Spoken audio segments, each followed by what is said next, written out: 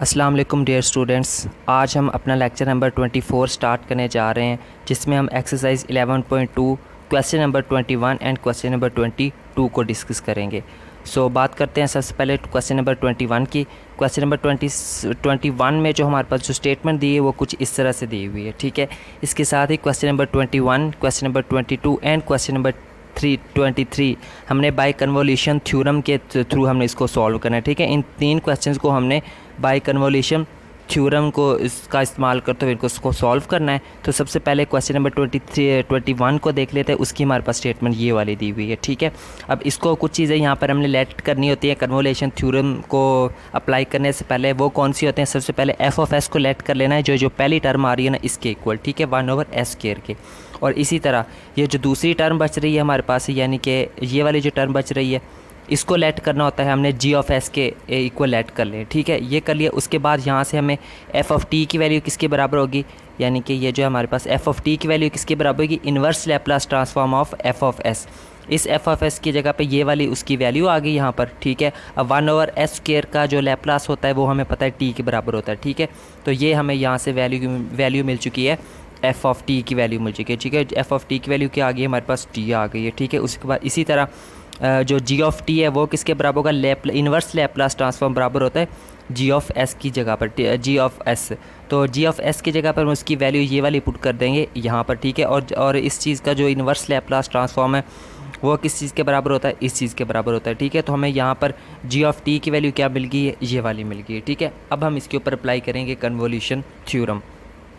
तो यहाँ पर जहाँ पर 100 लिखा हुआ है यहाँ पर आप लिख सकते हैं बाय कन्वोल्यूशन थ्योरम, यानी कि ये वाली जो लाइन है बाय कन्वोल्यूशन थ्योरम, ये वाला यहाँ पर स्टेटमेंट लिखनी है, ठीक है।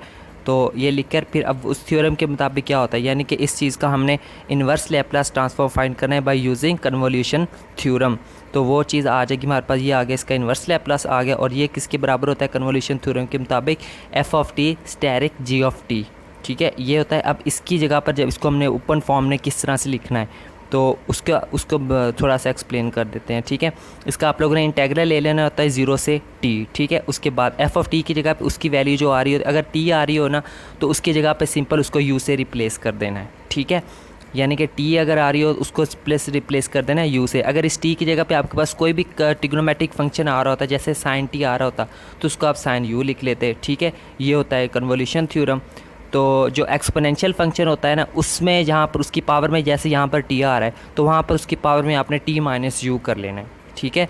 याद रखना, अलजेब्रिक फंक्शन दिया हुआ हो जैसे यहाँ पर ये t है, या फिर ट्रिग्नोमेट्रिक फंक्शन दिया हुआ हो, उसमें सिंपल t को हमने u के साथ रिप्लेस कर देना है। और जबकि एक्सपोनेंशियल फंक्शन की पावर अगर t आ रही हो तो उसमें से हमने t माइनस यू कर देना है, ठीक है। ये होता है हमारे पास कन्वोल्यूशन थ्योरम।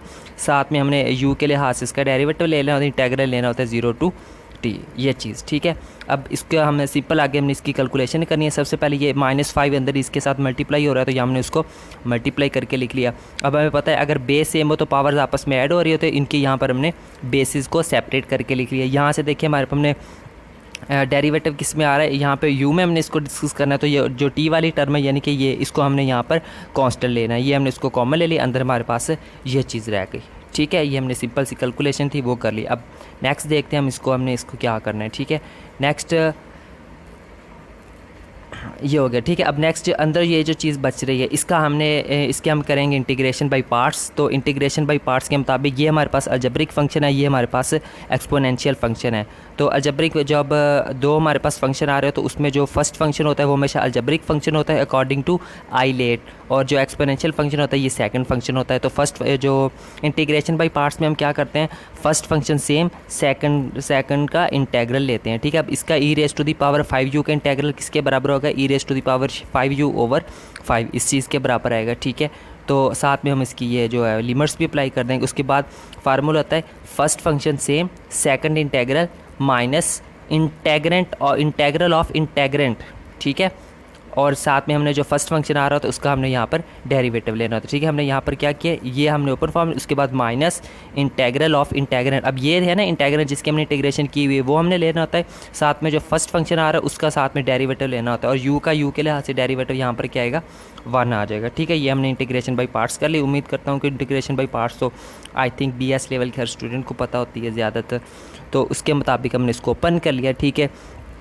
अब नेक्स्ट यहाँ पर हम लिमिट्स अप्लाई कर देंगे, यानी कि इस u की जगह पर यहाँ पर आ गया t और 5u की जगह पर भी यहाँ पर आ गया t, ठीक है। उसके बाद -0 करेंगे, जब ये वाला ज़ीरो इस ज़ीरो को रिप्लेस करेगा, इसके साथ मल्टीप्लाई होगा तो वैसे ऑटोमेटिक सारी टर्म ज़ीरो हो जाएगी, तो उसकी जगह पर हमने यहाँ पर डायरेक्ट ज़ीरो लिख लिया, ठीक है। इसी तरह फिर आगे माइनस, अब इसको भी हम करते हैं यहाँ पर e⁻5u का इंटीग्रेशन किसके बराबर होगी, e⁻5u ओवर 5। अब वो 5 इस 5 के साथ मल्टीप्लाई होगा तो 25 बन जाएगा और माइनस, ठीक है। और ये आगे उसके साथ में लिमिट्स भी अप्लाई कर देनी है हमने, ठीक है। ये हमने साथ में लिमिट्स भी अप्लाई कर दी। नेक्स्ट इसके हमने सॉल्व किया, ये चीज़ आ गई हमारे पास, ठीक है। और यहाँ पर देखें इसकी जब हमने लिमिट्स अप्लाई की तो वो हमारे पास है कुछ ये वाली फॉर्म बनी, यानी कि एक दफ़ा इसकी जगह पर टी को साथ रिप्लेस किया, जब 0 के साथ रिप्लेस करेंगे तो ये e⁻0 के बराबर है, तो ये 1/25 आ जाएगा, ठीक है। यहाँ पर क्या किया हमने, ये जो स्टेप है हमारे पास ये वाला, इसके जब हम लिमिट्स अप्लाई करेंगे तो ये आगे हमारे पास upper limit minus lower limit,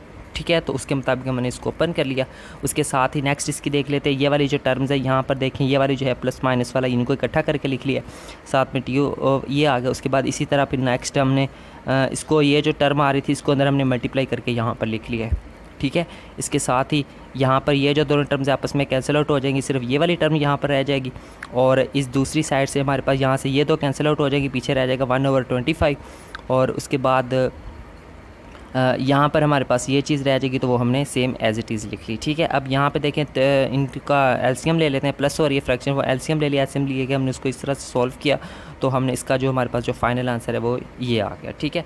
ये था हमारे पास क्वेश्चन नंबर 21 जिसको हमने सॉल्व किया है बाय यूजिंग कन्वोल्यूशन थ्योरम। तो इसका आप लोग यहाँ पे स्क्रीनशॉट भी ले सकते हैं। तो ये आ गया। उसके बाद बात करते हैं क्वेश्चन नंबर 22 की, ठीक है। क्वेश्चन नंबर 22 में भी हमारे पास ये स्टेटमेंट गिवन है, ये फंक्शन दिया हुआ है, इसको हमने बाय यूजिंग कन्वोल्यूशन थ्योरम हमने इसको सॉल्व करना है। तो कन्वोल्यूशन थ्योरम अप्लाई करने से पहले हमने कुछ चीज़ों को लेट करना होता है। ये हमने इस चीज़ को हमने लेट कर लिया f(s) के, जबकि s ओवर इस चीज़ को हमने लेट कर लिया g(t) के इक्वल, ठीक है। यहाँ से मैं फिर f(t) की वैल्यू क्या मिल जाएगी, f(t) बराबर होगा लैप्लास इनवर्स ऑफ f(s) की जगह पर इसकी वैल्यू आ गई, और ये किसके बराबर होता है, e⁻−t के बराबर होता है, ठीक है।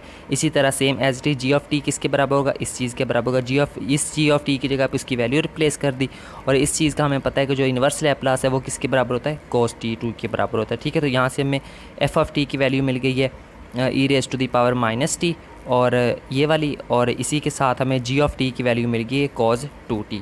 अब हम इसके ऊपर अप्लाई करेंगे कन्वोल्यूशन थ्योरम। अब कन्वोल्यूशन थ्योरम क्या होता है, जिसका भी हमने इन्वर्स लैप्लास फाइंड करना हो उसको हमने यहाँ पर लिख लेना। ये आ गया, ये किसके बराबर होता है, f(t) स्टेरिक g(t), ठीक है। इसको हम आगे पीछे करके भी लिख लेते हैं, ये हमने लिख लिया, ठीक है। अब हम इसके ऊपर अप्लाई कर देंगे कन्वोल्यूशन थ्योरम। अब कन्वोल्यूशन थ्योरम किस तरह से अप्लाई करेंगे, सबसे पहले मैंने बताया था क्वेश्चन नंबर 21 में। अब देखें यहाँ पर g(t) की वैल्यू हमारे पास क्या आ रही है, t। तो ट्रिग्नोमेट्रिक फंक्शन में हमने u को रिप्लेस कर देना है सिंपल t के साथ, तो ये हमने रिप्लेस कर दिया। जबकि लास्ट क्वेश्चन में भी बताया था कि अगर एक्सपोनेंशियल फंक्शन आ रहा तो उसकी पावर t जो में से हमने -u करना हो, तो ये हमने -u कर लिया, ठीक है स्टूडेंट। तो साथ में ये हमने u के लिहाज से डेरिवेटिव भी ले लिया, ये हो गया। आगे यहाँ पर माइनस को अंदर मल्टीप्लाई किया तो ये चीज़ बन गई। अब हमें पता है कि अगर बेस सेम हो तो पावर ऐड हो रही होती है, तो यहाँ पर हमने उनकी बेस को अलहदा करके लिख लिया, ठीक है। यहाँ से हमने ये इस फंक्शन कांस्टेंट आ रहा है, इसको हमने बाहर निकाल लिया, अंदर हमारे पास ये चीज़ रह गई, ठीक है। इसको हम इक्वेशन नंबर 1 का नाम दे देते हैं, क्योंकि जब हम इसको सॉल्व करेंगे ना तो ये काफ़ी ज़्यादा इंटीग्रेशन बाई पार्ट्स हो जाएगी, तो ये सॉल्व नहीं होगी, इसको हम लेट करके सॉल्व करेंगे। यहाँ से हम इसको लेट कर लेते हैं जी, ये वाला जो पार्ट है, ये वाला जो पार्ट है, ठीक है। इस पार्ट को हम लेट कर लेते हैं, हमारे पास ये i के बराबर है, ठीक है। हमने इसको i के बराबर लेट कर लिया। आगे ये हमने by using integration by parts इसको सॉल्व करना है, ठीक है। ये 1 बाय 1 मेथड करके यहाँ पे हमने इसकी लिमिट अप्लाई कर दी। यहाँ पर आगे इसका हमने दोबारा इंटीग्रेशन करनी है। जब हम उसकी दोबारा इंटीग्रेशन करेंगे तो हमारे पास ये चीज़ आ जाएगी, ठीक है। ये integration by part simple step wise calculation की है, इसको आप लोगों ने देख लेना है। जब इसकी हम दोबारा इंटीग्रेशन करेंगे तो हमारे पास ये आ जाएगा, और नेक्स्ट हमारे पास क्या आ जाएगा, ये चीज़ आ जाएगी, ठीक है। अब हम थोड़ा सा अगर गौर करें, यहाँ से देखें, इस 2 को हम बाहर निकाल लेंगे तो ये हो जाएगा हमारे पास -4 आ जाएगा। जब इस 2 के साथ मल्टीप्लाई होगा तो ये प्लस माइनस माइनस और 4 हो जाएगा, ठीक है। तो यहाँ से अंदर देखें हमारे पास क्या चीज़ रहेगी, ये चीज़, यानी कि वही चीज़ दोबारा आ गई। अब इसको आगे सॉल्व करते जाएंगे, यही चीज़ हमारे पास दोबारा बनती जाएगी। तो इस तरह क्वेश्चन कभी जो है ना एंड नहीं होगा, ठीक है। अब हमें यहाँ से नज़र आ रहा है, अब ये जो चीज़ है किसके इक्वल हमने लेट की थी, i के। अब इस चीज़ की जगह पर हमने यहाँ पर i से इसको रिप्लेस कर दिया, ठीक है। तो अब ये वाला 4 - 4i है, तो इधर आकर क्या हो जाएगा +4i हो जाएगा, ठीक है। और ये दोनों मिलकर क्या हो जाएंगे, यहाँ पर 5i मिल जाए 5i मिल जाएंगे, ठीक है। और नेक्स्ट हमारे पास राइट हैंड साइड पे ये चीज़ आ रही है, यहाँ पे ये वाला 5 जो है वो इधर आकर डिवाइड हो जाएगा, ठीक है। तो हमने स्टार्ट में हमने लेट किया था आई को, हमने किसके इक्वल लेट किया था, इस चीज़ की जगह पर। और यहाँ पर देखिए हमारे पास आई की वैल्यू कौन सी आ गई, ये। अब हम क्या करेंगे, इसकी जगह पर हम ये वाली वैल्यू लिख सकते हैं और ये वाली वैल्यू हम लिखेंगे यहाँ पर, ठीक है। यानी कि ये वाला जो पार्ट है, ये वाला जो पार्ट है, इसके जगह पर इसकी ये वाली वैल्यू लिख लेंगे, ठीक है। तो ये हमने अब सब्स्टिट्यूशन करनी है इसके अंदर। तो सब्स्टिट्यूशन करने के बाद हम इसको लिखेंगे यहाँ पर पुट इन 2। तो इक्वेशन नंबर 2 में पुट करेंगे, जब उसमें पुट करेंगे तो हमारे पास कुछ ये वाली कैलकुलेशन बन जाएगी, ठीक है। जब e⁻⁻t को अंदर मल्टीप्लाई करेंगे तो हमारे पास ये उसका फाइनल आंसर आ जाएगा, ठीक है स्टूडेंट्स। तो ये था हमारे पास क्वेश्चन नंबर 22। तो इसके साथ ही हमारा आज का लेक्चर अख्ताम पज़ीर। तो ये आप क्वेश्चन नंबर 22 का भी यहाँ से स्क्रीनशॉट ले सकते हैं। बिल्कुल स्टेप वाइज कैलकुलेशन की हुई है इजी मेथड के साथ। तो उम्मीद करता हूँ कि सबको क्लियर हो गया होगा। सो मिलते हैं इंशाल्लाह नेक्स्ट लेक्चर में, जिसमें लेक्चर नंबर 25, उसमें हम मज़ीद 2 क्वेश्चंस को या फिर एक क्वेश्चन नंबर 23 को डिस्कस करेंगे। सो तब तक के लिए टेक केयर एंड अल्लाह हाफिज़।